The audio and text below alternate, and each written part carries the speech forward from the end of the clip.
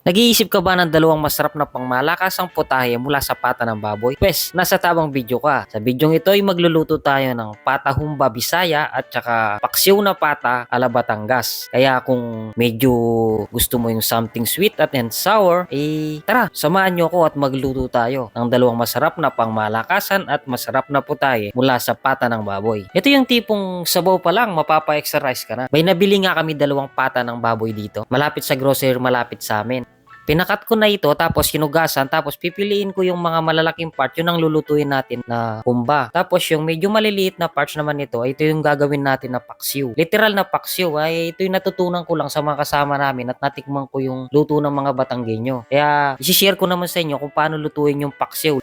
Ang unang lulutuin ko dito ay yung humba. Nagpainit lang ako ng kawali tapos pipirituin muna natin ito hanggang sa maging golden brown para magkaroon lang ito ng aroma. Tapos nagpainit ulit ako ng mantika. Igigisa na natin to, bawang sibuyas. Tapos nilagay ko na dito yung pinirito kong pata ng baboy. Tapos pengog okay musoy para kumalat ito sa bawang at sibuyas.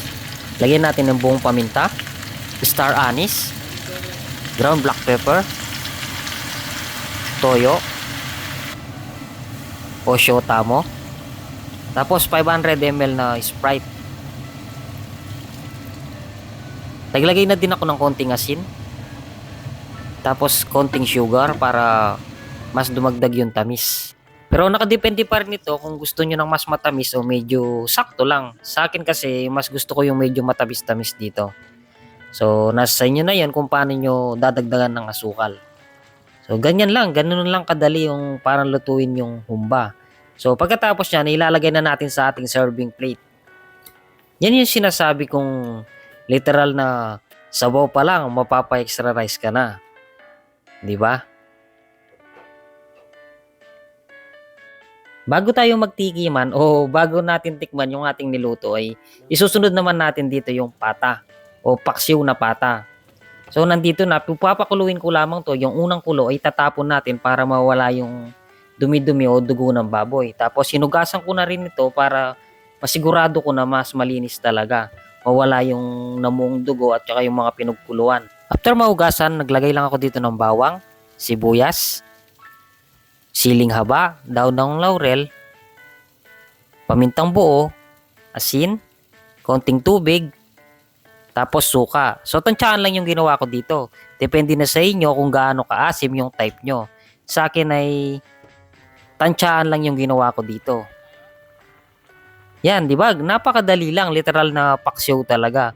So natutunan ko lang ito sa mga nakasama kong Batanggenyo. Kung ialin tulad ko ito sa mga luto ng mga Kapampangan para itong kilawin, lalasiyang kilawin soy. Nakadepende sa inyo kung mataypan nyo yung ganitong luto. Pag-i-comment mo naman sa baba kung ganito nga ba talaga yung pagluluto o may kulang sa mga recipe. So comment mo sa baba kung ganito nga ba yung tamang pagluluto nitong paksiw na pata. Yan, pagkatapos kung mapakulo at mapalambot ng tamang lambot, pagkatapos niyan ilagay na natin sa ating serving bowl. O di ba? Meron na tayong dalawang masarap na potahe, yung pata humba Bisaya at paksiw na pata. At kung nandito ka pa sa part ng ating video, ay malamang nagustuhan mo yung ating video. Pag-i-comment naman sa baba kung taga saan ka at para malaman ko kung saan nakarating itong video na ala chamba ng luto. Kaya tara, tikiman na.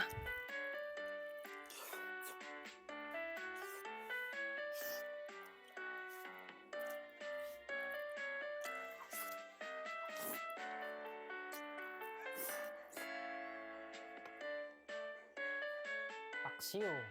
Mata. Spicy, maraming sili.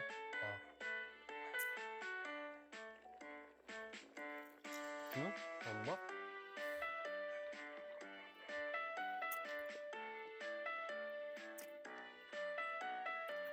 Kumakalat.